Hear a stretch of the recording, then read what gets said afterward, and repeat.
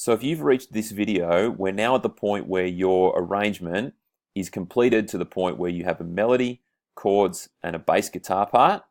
And hopefully you've also recorded all of that into GarageBand as well, so you have a demo of what this sounds like. It'll have an A section, it'll have a B section, and it will be 14, 15, 16 bars long.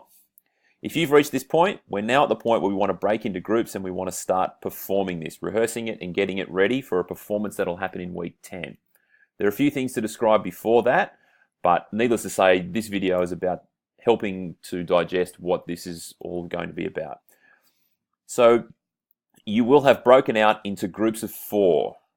It's really important that it's groups of 4, hopefully, with the numbers we have, because we're going to write 4 parts for your piece. We have a part for each person.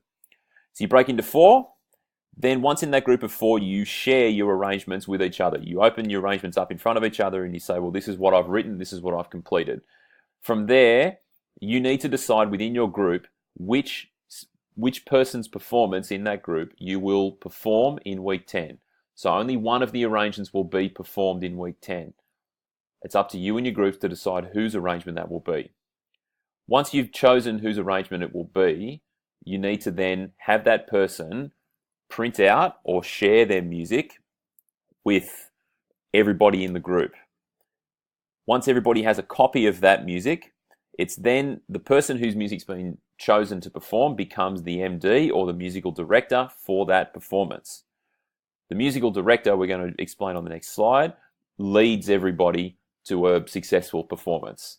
They don't do the work for everybody. They help with leading it, but ultimately they are guiding and helping out everybody else in the rehearsals and the planning of the arrangements, but it's not up to them to just do all the work. So this is what the MD then assigns.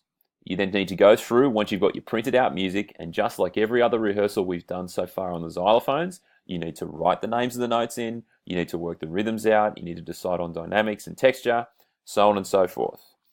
It isn't up to the MD to do that. They are not your personal assistant.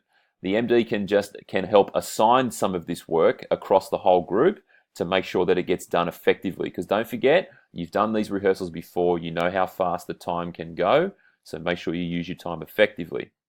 This is the role of an MD. It's a pretty big role.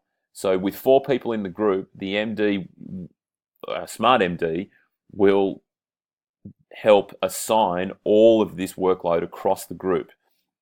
So they effectively communicate with me to help with planning of the arrangement and any problems that are leading or run any successes by me or whatever the case may be. I'm just there to help mentor, but it's up to the MD to speak on behalf of the group and also to assign the roles and spread the workload as much as possible.